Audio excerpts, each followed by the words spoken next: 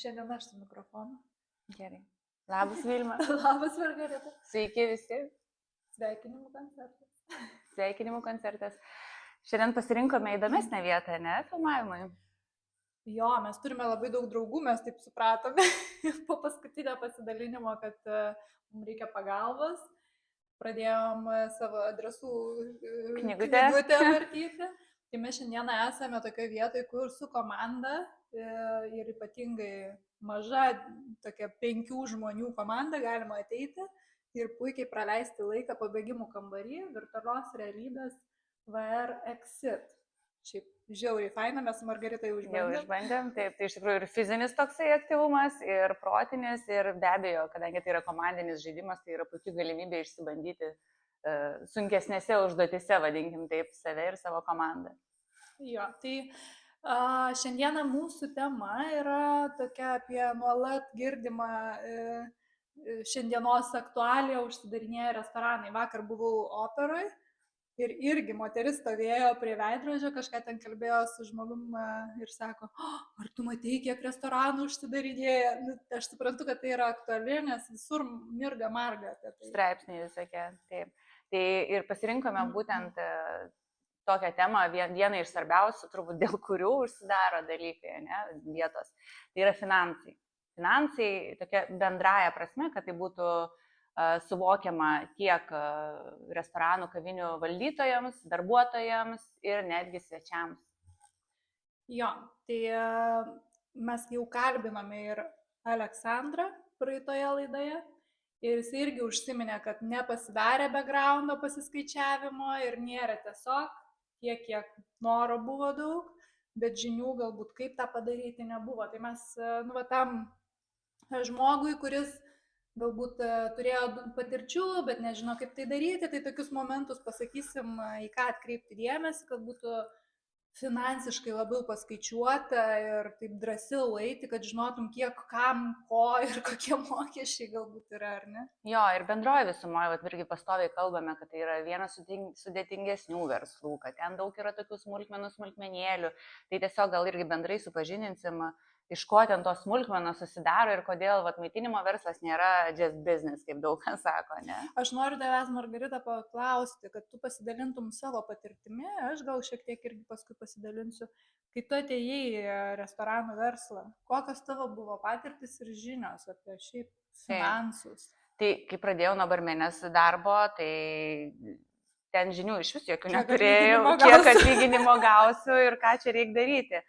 Toliau, kai jau kilo pareigos, kilo atsakomybės ir visi kiti darbai, po truputį, labai po truputį mane pažindino, ne, kas yra ten, kokios savikainos, kokia yra pardavimo kaina, kokie yra mokesčiai, bet taip po truputį aš niekada nemačiau ilgą laiką bendro vaizdo, iš ko susideda apyvarta ir paskui kiek iš tos apyvartos, kur reikia atiduoti ir kiek čia kam lieka. Tai iš tikrųjų pakankamai vėlai, per daug metų aš supratau tą bendrą paveikslėlį, kiekvienoje vietoje vis po truputį mane daugiau vis supažindino, kur, kiek, kokios pinigų sumos ir kodėl už ką vaikšto, kad tai nėra tiesiog, aš gavau savo atlyginimą, tas gavo atlyginimą, tai kodėl mes čia negalim daugiau uždirbti, nes apyvartos gi didelės.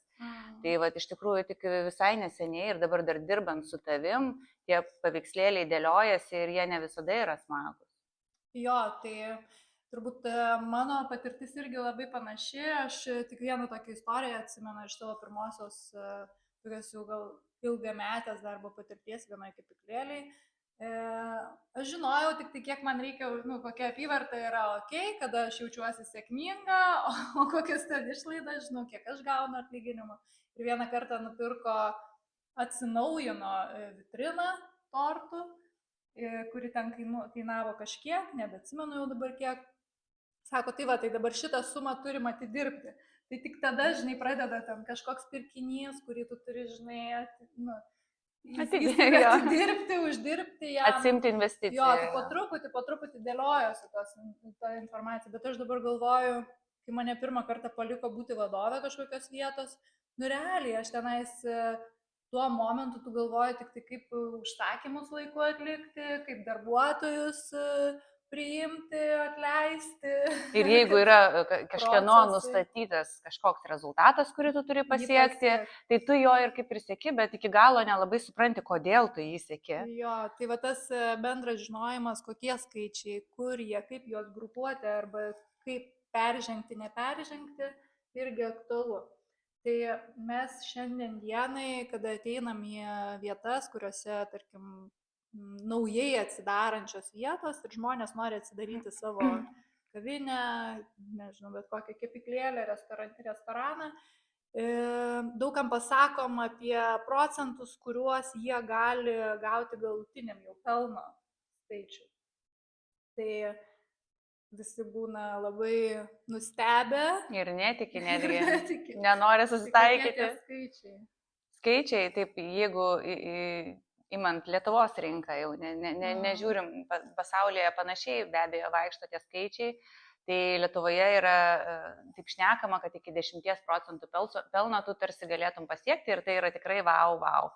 Bet realybė yra tokia, kad jeigu tu turi jau kelis procentus, netgi ar 5, tarkim, aplink, tai jau irgi yra neblogai. Tai ką tai reiškia? Tai reiškia, jeigu vidutinė nedidelė vieta padaro apyvartos apie, tarkim, 40 000, tai porą tūkstančių. 4 000 jau tas 10% išeina. Tai čia yra Lietuvoje, šiandien per seniausiai irgi klausiausi vieną podcastą, kuriame Amerikos rinka pasakoja apie tai, kad 10% jau netgi labiau tas, kur vienaragių 10, o 20 tai iš viso jau vos nepasiekiama ir yra netgi tokių verslų, kurie milijoninės apyvartas daro ir jų 4%, kur išsidalina dar. Jo akcininkai keli ir, žinai, pasidalini. Ir turbūt kiti verslai nelabai supranta kartais, kaip tas 10 ir kaip apsimoka, bet jau tas maitinimo verslas jisai toks yra. Ir jį neria dažniausiai tik tie, kurie arba labai turi didelį užsidegimą tikrai tame būti restoranų versle, nebežino, ką daugiau kitaip daryti, ar ne, tik tai šitas rytis, nes kiti verslai, jie pasiskaičiuoja ir jeigu mažiau negu 20% pelno, tai kas tai per verslas, nelenda tiesiog. Nes verslas čia... lygų pelnas. O tai čia kas per verslas tada gaunasi? Mūsų paskutinė patirtis buvo pokalbis su naujai besikuriančiais atsidaryti degančiais žmonėmis, verslininkais, kurie turi tikrai ne vieną turbūt verslą savo. Bet kitose srityse. Ir mes atėjom ir sakom, o jūs žinot, ką nors apie šitą verslą, apie maitinimą, ir sako, just business. Jo, verslas kaip verslas. Jo, tai ne tik verslas, įsivardinkime. Tai pagrindinis tikslas ir šitam versle, kad ir kaip faina būtų dirbti ir kad ir kaip čia savo pašaukimą norėtum įgyvendinti kažkokį, vis tiek norisi pelno. Tai net ir restoranuose pagrindinis tikslas yra pelnas.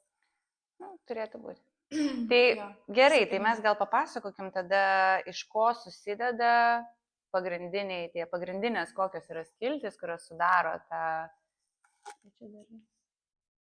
kurios sudaro tą mūsų mėgiamą lentelę, ne? Iš ko susideda tie visos didžiausios išlaidos, kurias galima ir būtina reguliuoti net iš anksto, net dar prieš pradedant verslą. Jo, tai aš greit perbėgsiu ir paskui gal detaliau į kiekvieną pasigilinsim. Tai pirmas yra personalas, tai žmonės, kurie dirba toje įmonėje komanda, arba pats, jeigu dirbi, tai tavo atlyginimas. Taip. Nebent nemokamai mėgstai. Bet to nerekomenduojam daryti. Tada kitas yra žaliavos ir produkcija, kuri yra skirta perpardavimui. Tai viskas yra, ką tu nuperki ir panaudoji ten gamybai, kažkokiai gėrimai ir taip toliau. Ir tada yra išlaidos, kurios niekaip negali kisti, tai nekintamos išlaidos, tai tokie kaip, pavyzdžiui, jeigu nuomos, ten kažkokiam be komunalinių, tai prasme, niekaip, ar ne, tu jau juos vis tiek įvardini. Maitinimo versle yra daug labai smulkių dalykėlių, tai tas pats kilimų keitimo, ŠGP, ten Latga, Gata, Dezinfa jau iškart reklama. Ja.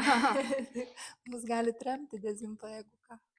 Tai daug smulkių tokių paslaugų, kurias tu privalai turėti kaip maitinimo įstaiga ir pagal įstatymą, ir pagal veterinarinės visas normas. Ir dar vienas rytis tai yra tos ir kintamos, kurias kaip tu gali įtakoti, bet vis tiek reikia apie jas pagalvoti. Tai tokie kaip kažkokie atsinaujinimo dalykai, galbūt sezonui artėjant, ten kažkokie lauko kavinės, ten baldų, dar kažko reikės. Vis tiek į planą kažkokį turi apie tai pagalvoti. Ir paskutinis skildis tai jau yra tas pelnui planuojamas procentas, tai mes viską procentaliai skaičiuojamės. Ir tie pagrindiniai skaičiai, kurie neturi viršyti, tai yra personalas ir žaliavos, yra 60 procentų. Na, arba atskirai po 30. Po 30 kažkur procentų. Jeigu tu vienas dirbi, gal, žodžiu, tai pasiplanuojat, kokios norit apyvartos, arba kokia, pavyzdžiui, pradžioje, ne tai, kad norit, bet pradžioje kokia tikimybė, kad ten uždirbsi, tam, pavyzdžiui, 10, 20, 30 tūkstančių priklauso nuo vietos. Ir tada žiūrite, kiek procentaliai galite išleisti personalui ir žaliavom, kad tai neviršytų 60 procentų apyvartos. Ir jeigu viršijat, na, tai tada jau ieškoti būdų, kaip neviršyti. Kaip ieškoti neviršyti papildomų investicijų į pardavimų didinimus, ieškoti sprendimų, kaip sumažinti procentaliai tą 60. Jo, o jų visą laiką yra. Jeigu pirmas dalykas yra pasiskaičiuoti, kiek turi tų išlaidų, paskui pasižiūrėti, kokiu galbūt, jeigu tai jau yra veikianti vieta, tai vis tiek jūs jau turite komandą, kuri kainuoja kažkiek. Arba galima pasižiūrėti, kokia yra praeito mėnesio, kiek personalas kainavo su mokesčiais. Visi kiti skaičiai į tą lentelę turėtų atgulti be PVM, apyvarta be PVM, žaliavos perkamos be PVM, bet darbuotojai turėtų atgulti jau su visais mokesčiais, kurie yra mokami darbdavio sodros ir visi kiti, nes nereikia meluoti, kad čia tik į rankas svarbi suma. Ir svarbu šnekėti apie tai tiek su personalu, tiek pats personalas gali drąsiai irgi klausti, nebūtinai galbūt visiškai visų skaičių, ne visiems gal ir galima juos atskleisti, bet supažindinti tiesiog, pavyzdžiui, kiek tu gauni į rankas ir kiek iš tikrųjų darbdavys moka bendroji sumoje su mokesčiais. Kartais, man atrodo, jeigu žmogui duotum pasirinkti, tarkim, didesnį atlyginimą, bet pačiam susimokėti mokesčius, atiduoti iš savo tų pinigų, tai turbūt irgi būtų gera tokia pamoka, suvokimas, kur tie, kaip pinigai vaikšto. Aš manau, žinok, Margarita šitoje vietoje labai padeda atlyginimo lapeliai, algalapiai, kuriuos gauna. Bet patiki, žinai, kaip juos... Jo, tai jie dažnai neateina, bet ten vis tiek matosi, bet yra vis tiek dar toks dalykas kaip švietimas. Tai kai gauna atlyginimo lapelį, tiesiog papasakot, kur koks skaičiukas, tai irgi duos savo tokį turbūt pliusą, kad kas ten per NPD, ką reiškia, va šitie dalykai, kai dirbau. Už ką čia ta sodra? Niekam neaišku yra, kas yra NPD. Man pradžioje irgi, kai reikėdavo paaiškinti, man buvo kosmosas. Tai ar geriau daryti, ar NPD taikyti, netaikyti? Jo, čia vieni iš tų sudėtingų klausimų, bet iš tikrųjų mes apie tai turime žinoti, kiekvienas Lietuvos pilietis turėtų žinoti. Jo, tai apie tos finansus, grįžtam, tai kam, jeigu jau tu turi komandą, tai tiesiog pasiskaičiuoti, kiek buvo. Arba, kas dar labai faina, kai tu į priekį darai grafiką darbuotojams, tai gali šalia prie kiekvieno darbuotojo pasirašyti arba jo valandinį ir kiek tu ten tų valandų planuoja įimti, ten tą dieną jis ten planuoja 8 valandas dirbti ir jau iš karto pasiskaičiuoja mėnesio tavo planas visiems darbuotojams, gamybininkam, negamybininkam. Tu jau matai, kokia suma pagal tavo tą planą numatoma. Ir jeigu jinai viršyje, galbūt tada pradedi analizuoti. Gal kažkuriom dienom, gal mažiau prabangių darbuotojų reikia, gal tik vieno užtenka, o gal mažiau pačių darbuotojų, gal vėliau atsidaryti, gal per šventinę dieną nelabai apsimoka atsidaryti. Nu, prasme, daug tada kyla tokių... Analizių, tą ką ir mes darom, analizuojam. Tai va, o toliau yra žaliavos. Tai be abejo, pats yra svarbiausias momentas, jeigu yra maisto gamyba, tai kokybė. Tai tikrai nereikia atsisakyti gerų žaliavų ir ieškoti pigių ir netokių kokybiškų. Kokybę reikia maksimum visada tik kelti, bet irgi nepagailėti laiko peržiūrėti savikainas. Dauguma restoranų dirba apskritai be savikainų, be tikslių paskaičiavimų, už kiek tos žaliavos, už kiek parduoda, kokį užsidėti antkainį. Tai tiesiog čia toks pastovus darbas analizuoti tą pačią rinką, tiekėjus, kainas, lyginti kokybės, ragauti. Aš tau nepatinka, kai aš tave pertraukinėjau, bet mes tikrai planuojam laidą padaryti su technologė, mūsų gerai pažįstama, kuri papasakos, kaip pasiskaičiuoti ir savikainas detaliau. Taip, bet iš principo, čia mes kiekvienas tą galim pasidaryti, nusipirkom produktą, iš jo pasigaminam, mes daugiau mažiau suprantam, kiek jisai kainuoja, ne, ir už kiek mes jį galim parduoti. Vos neranka tiesiog susirašyti. Tai va ir galiu, pavyzdžiui, pateikti pavyzdį su obuolių pyragu, gerai? Tavo mylimiausias, kaip tu mane pertrauki, taip aš tau apie obuolių pyragą. Gerai, pasakau. Tai vėlgi čia tokie bendram įsivaizdavimai, kad, kaip sako, restoranuose užkeltos kainos, čia pilna žmonių, tai reiškia, čia visi daug uždirba. Tai pavyzdžiui, obuolių pyragas, visi galim įsivaizduoti, ten keli produktai, miltai, vanduo, obuoliai, nedidelė savikaina, galima už kelis eurus išsikepti normalų pyragą ir, tarkim, padalinus jį į 8 gabaliukus, po vienetą parduoti, mes turim, tarkim, užsidėję kainą 5 eurai gabaliukas, mes uždirbam 40 eurų nuo to pyrago. Na ir va tas toks suvokimas, taigi čia kaip čia, čia geras biznis, ne? Tai aš va ir Vilmai tą pavyzdį sugalvojau, paskaičiavau detaliai, kad 40 eurų minus PVM jau gaunasi 31 centai. Jis jau prieš tai pasiskaičiavo. Jo. Tai jau kaip ir nebe 40, jau kaip ir realiai 30. Minusuojam tą savikainą kelis eurus, tai jau 20, ten tarkim 5-6. Minusuojam 12 valandų virėjo, kepėjo, nesvarbu, ką jisai daro, gal jisai dar papildomai daro dalykus, ruošia pusryčius ar kažką, bet obuolių pyragui vis tiek valandą tą reikalingą išleisti ir žmogus kažkoks turi dalyvauti šitame procese. Minus 12 eurų ir dar minus kokie 7 eurai, tarkim, su mokesčiais baristai ar pardavėjai, kepiklėliai, tarkim, po tą gabaliuką jisai vis tiek per valandą maždaug gali parduoti. Ne? Na, ir mano paskaičiavimais iš to vieno gabaliuko obuolių pyrago lieka ten 76 centai. Tai va tau tas ir biznis. Jo, tai čia tiesiog tas svarbu yra pasiskaičiuoti savikainą ir pridėti tą antkainį, kad tiesiog nemerdėtum kiekvieną mėnesį. Nenusiskriausti savęs. Žinoma, nes būna, kad nepasiskaičiuoja, ne, ir mes iš patirčių žinom, kažkokios pozicijos iš meniu, kaip ir viskas gerai, ne, tu pasiskaičiavęs dirbi, o kažką praleidai ir gaunasi, kad tu su keliom pozicijom realiai ir tas kitas pozicijas trauki žemyn. Tai skaičiuojantis tos analizės tada ir prasideda. Tu pradedi analizuoti, žaliavose aš viršiju, ne, tą 30%. Ir prasideda. Tai pasiskaičiuojam, davai savikainas. Pasidarom geriausiai parduodamų kažkokių produktų ar ten gaminių sąrašą. Gal kažką jau verta atnaujinti, gal kažką jau išmesti, gal ne tiesiog produktus užsakinėjam, bet jie galbūt nesirealizuoja, tenka išmesti. Sandėliavimas tas pats, kas dirbate su užsakymais, tai dažniausiai čia daro nuo vadovų iki padavėjų, barmenų, kas už kažkokią zoną ar pareigą atsakingas. Sandėliavimas tai yra irgi iššaldymas pinigų, tai dėl ko svarbu ir suprasti ne tik tas kainas, bet ir tą visą rotaciją produktų, kada, kur, kiek tau reikės, kokiam laikotarpiui. Kartais apsimoka tam mėnesiui užsisakyti, jeigu tu gauni labai gerą kainą nuo kiekio. Bet kartais geriau užsisakinėti porą kartų per savaitę. Taip, ir tu gauni ir šviežią dalyką, ir tau nesisandėliuoja, nes jau užsišaldo pinigai.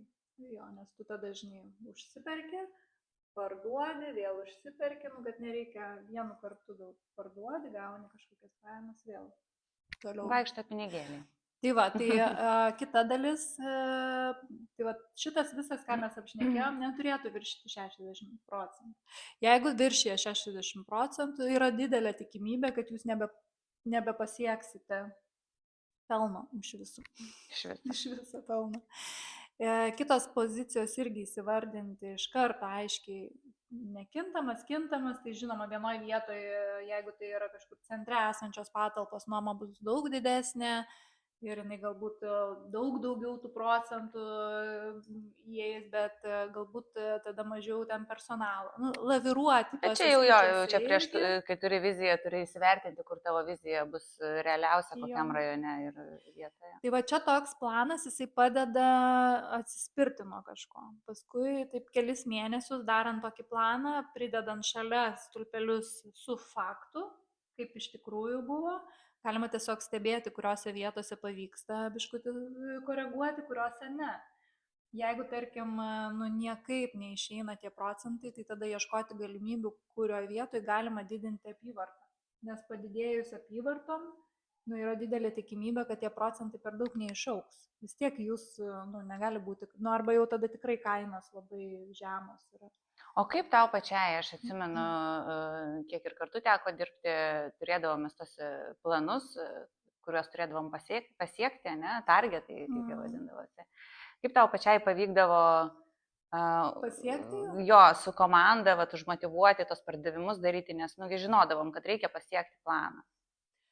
Tai aš kadangi turėjau gerų mokytojų, kurie turėjo labai daug idėjų, tai tuo metu, kai tik tai startavau, man buvo gera pamoka darbas su žmonėmis, kurie čia dabar sugalvoja, o davai pabandom. Ir eina, daro, bando, tarkim. Pradžioj dirbau tokioje vietoje, kur nebuvo pusryčių, buvo tik tai kepiniai. Ir tai pradedam daryti pusryčių meniu, ar ne? Ir tada vėl bandai daryti, nes čia nauja linija atsiranda, nauja gamyba, žinai, virėjų tada poreikis atsiranda. Tai tiesiog tu pasiskaičiuoji, kad dar galiu apimti žmonės, kurie pusryčiaus. Ir tada buvo ta banga tokia pusryčio atėjusi. Pietų savaitgaliais ne tik su savo kepiniais, bet ir šeimos brančų pusryčių. Tada su visokiausiais gėrimais irgi galima pasidėlioti, žinai, čia vietoj gėrimui, ekstra kažkokius įdomesnius, žinai, dėl ko ateina.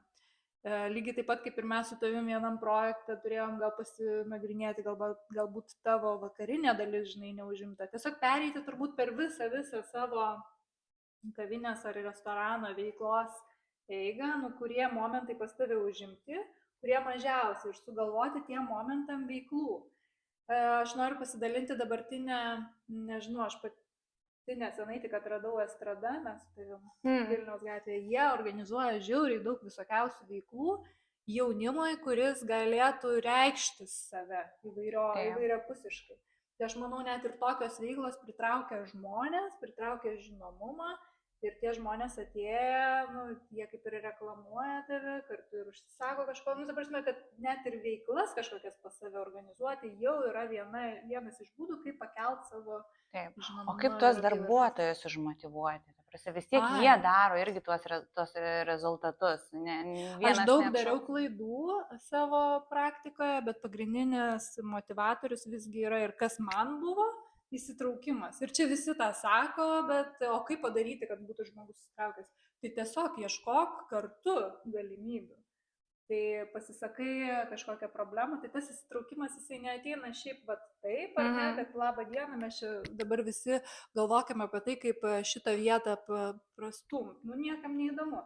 Bet jeigu tu ateini ir, pavyzdžiui, užduodi, davai pagalvokim, gal turit kokių idėjų, bet kaip šitą dalyką parduoti, ar ne, ir ten vieni pasiūlo vienokias ten idėjas, pabandom, žinai, ir tas įsitraukimas, kai tu pasiūlai kažką savo ir pabandyti tau leidžia ir tau pavyksta, tai čia toks pirmas žingsnis į tą komandiškumą ir įsitraukimą. Mano praktikoje taip yra. Taip, tai be abejo, įsitraukimas nieko nevyks apskritai turbūt gyvenime, ne, kaip ir su Aleksandru kalbėjom, kaip ir santykiuose, jeigu nėra to tokio partnerystės, ne, kažkokio ar noro to įmonėj būti dalimi, arba iš darbdavių pusės, ne, kad jų darbuotojai būtų įsitraukę, tai nevyksta. Aleksandras pasakoja, kaip jį įtraukti.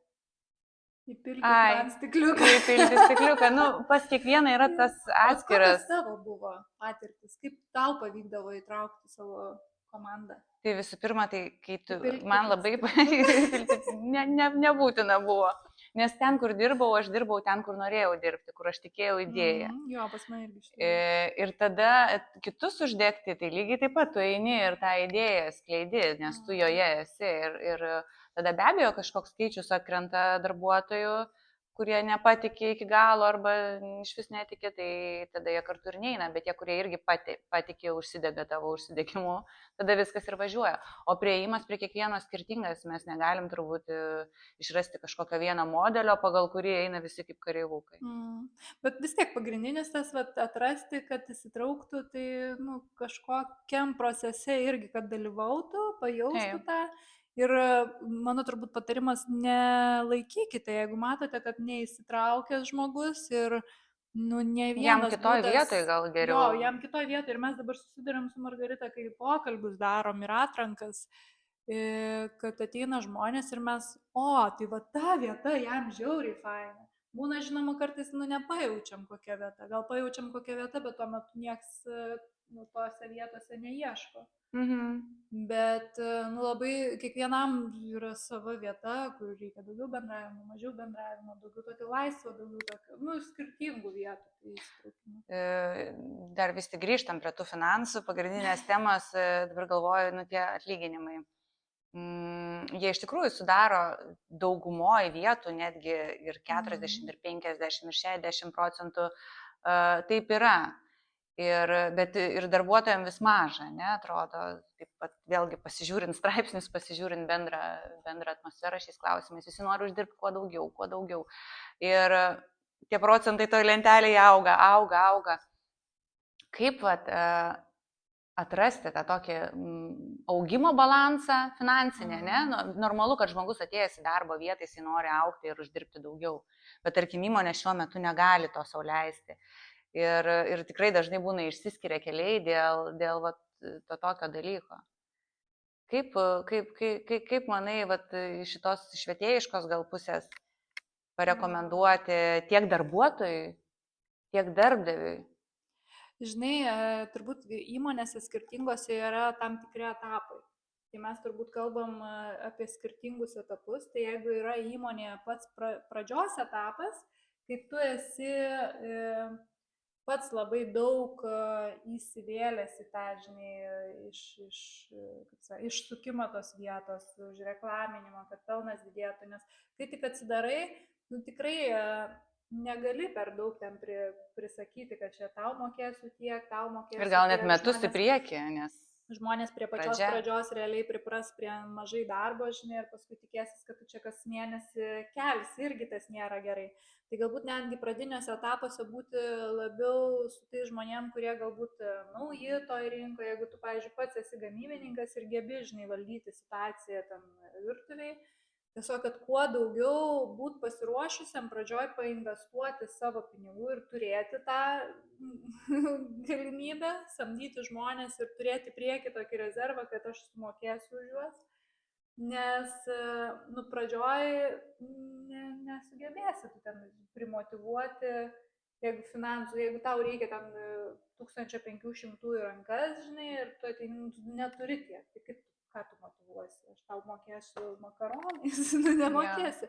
Tai tiesiog pirmose etapuose labiau turbūt save matyti kaip tą pagrindinį, kuris užveda ir naujokus, o jau kituose etapuose, kai jau matai, kad turi kažkokius savo apyvartas ir tas žmogus atėjęs, tikrai procentas yra tas motivatorius daugumai, procentas kažkoks arba kažkokia naujos vietos atidarimo galimybė. Irgi kaip galimybė kilti savo, žinai. Arba jeigu tu esi daug kartų buvęs pardavėjo ar padavėjo pozicijai, galbūt savo komandos formavime, ta motyvacija tokia. Bet tu turėsi tokią patirtį, išeisi iš čia, galėsi jau ten dirbti, žinai, ir pasakyti, kad buvau toksai ir tą dariau. Ir dar, tai dėl ko mes turbūt ir šnekam ir dalinamės, tai tas atviras kalbėjimas, ne? Atviras kalbėjimas, mes irgi, kai ieškam žmonių, tai taip tarsi ir norisi prižadėti, nupiešti gražią perspektyvą, gražų augimą, bet puikiai žinom, kad yra ir rizika, ir pradžia verslų, tarkim, arba nestabili tuo metu situacija versle. Tai ir sakai, gali būti, kad dabar ilgesnį laiką bus taip. Bet jeigu tau įdomus tas projektas, kažką visą laiką galvoju, kad plaukai tą mikrofoną, žinok. Bijau, Ai, kad žmonės negirdės. išgirs. Tai bet Gerai, ačiū, kad tu su manim irgi atvira. Tai vat, nu iš tikrųjų, šnekėti kuo daugiau atviriau ir tos skaičius rodyti, tiek, kiek įmanoma rodyti, pasakoti, kad pažiūrėk, jeigu jūsų atlyginimai dabar tokie, bet mums reikia tokio rezultato, tai gal pasistengiam tą rezultatą ir galėsim tada dar priedus kažkokius išsimokėti ar pramogas pasidaryti bendras, nu, pagal galimybės ir poreikius. Tai why not, tada visi žino bendrą tikslą ir vardan ko tas tikslas yra, kad ne šiaip targetas, kurį reikia pasiekti, nežinia dėl ko. Jo. Nu tai gerai, finansų temą grįžtame, aš jau daug visokių patarimų, pas mus bus daugiau laidų skirtų būtent, tarkim, su personalu, dar kažkokiu, bet šiandien dienai dar užakcentuoti apie tą naujokus, kurie ateina į rinką ir nori atsidarinėti savo vietą, restoraną, kavinę. Ir pagrindinius šiuo metu mūsų matomus žingsnius, kurie klaidina dažniausiai. Yeah. Kurioje vietoje reikia investuoti? Tai kurioje vietoje reikia investuoti? Tai investuoti apie tai, ką ir va čia šnekėjom. Daugiausia į personalą, į žmonės ir į žaliavas, idėjas. O kaip dažniausiai vyksta truputį atvirkščiai. Nu, nes taigi verslas tiesiog. Iš pirmo užsiremontuoja. Jo, patalpos, įranga. Ten plytelės milijoninės. Ne, tas kai kada reikalinga, galbūt tu ten tikrai darai poš kažkokią vietą tokiem, kurie ten supranta, bet kartais yra geriau pradžioj aplinkai painvestuoti mažiau, paskui užgyvens, bet labiau į tą meniu, idėją pačią, kas pas tave ateis ir ko tiem žmonėm reikia. Ir gal ar aš tikrai gebu tokį dalyką transliuoti iš savęs. Ir tie, kas dirbs, jie irgi turės transliuoti ir atidirbinėti, ne, tą investiciją. Bet mes susiduriam dažniausiai, kad visą tai pasidaro, nu va, įranga, vieta, patalpa, kažkokia idėja, nes ne visada iki galo jinai dar būna aiški. Na ir tada jau pradedam taupyti ant darbuotojų. Jo, nes jau viską išleidom. O, nu, kas tau? Šalia prisitraukti žmogų, kuris irgi tą pačią mintimį galvos, nu, ten kažką įdomiaus galės sugalvoti. Vis tiek jie kainuoja, žmonės, kaip sakant, tu pasikvieti į komandą ir esi pasiryžęs tam žmogui mokėti, neši atsakomybę už ne tik save jau tada neši ir už tave. Ir už tave. Tu už mane neši atsakomybę? Nenešu, man atrodo. Mesgi kolegės. Restanalizė. Tai va, tai ta pradiniai žingsniai, Aleksandras turėjo idėją. Jisai ją savom jėgom kaip sakant, įgyvendino. Bet Aleksandras šitoj sferoj jau irgi tiek, kiek ir mes, labai ilgai. Ir jis tų patirčių tiek turėjęs, kad turbūt jį ir gelbsti ir tos patirtis, ir plus tą didžiulę meilę, aistrą ir taip toliau. Bet jeigu tu tiesiog esi iš šono, ar iš vis be patirties, arba su maža patirtimi maitinimo versle, ir tu tiesiog ateini ir va noriu restorano, tai va tas klaidas dažniausiai ir daro. Nusiperka patalpas, įsirengęs įrangą ir o ką tada? O ką dabar gaminsim, tai sugalvokime, ne? Mes čia prisipirkom įrangos, krosnių visokiausių tam ir tam ir tam, bet gal mes desertinę darykime, ne? Jo, ir tada įranga netinka visa. Tai va, tai turbūt pagrindinius aspektus mes jau aptariam ir gal tiek, aš manau, tikrai naudinga žmonėm, kurie tiesiog nori kai mus pažiūrėti. Ir pasiskaičiuoti, visada verta pasiskaičiuoti. Visada verta visas smulkmenas susidėti, visus savo skaičiukus, ar profesionali lentelė, ar neprofesionali lentelė. Tiesiog išsitraukti, kažkur susirašyti, įsivertinti ir tada tikrai aiškiai matosi tos vietos, kurios labiausiai šlubuoja. Pavyzdžiui, kaip tos nekintamos išlaidos, ne? Tai gal nereikia dabar tau ten nieko pirkti, būtino. Tiesiog tą skiltį truputį pakilinti. Nebūtina kas kart naujų kėdžių atsinaujinti. Bet jeigu, pavyzdžiui, pradėjote daryti ir jums visgi neaišku, tai labai mielai konsultuojame ir susitinkame, nes mūsų pagrindinis tikslas, kad nebankrutuotų ir į šitą rinką ateitų žmonės, kurie tikrai žino pasiskaičiavę, kad bent jau didelė tikimybė, kad jiem pavyks ir nereikės po metų. Ir džiugu tas, kad tiek, kiek matom, kad užsidaro vietų, tai mes matom per savo darbinę patirtį, kad labai daug ir atsidaro. Už tai mes džiaugiamės ir tikrai norim padėti visose procesuose tiek, kiek galim. Tai ačiū labai, kad išklausėte iki galo. Kas išklausė iki galo? Ačiū tau, Margarita. Ačiū tau, Vilma. Ačiū, Dagne. Ačiū, Mes Dagne. turim nuostabią fėją. Fėja. Atsiradusią, kuri mus čia biškutį pafilmuoja. Ne biškutį. Profesionaliai. Gerai, viskas. Ja irgi kalbinsim. Ačiū ir iki kitų kartų.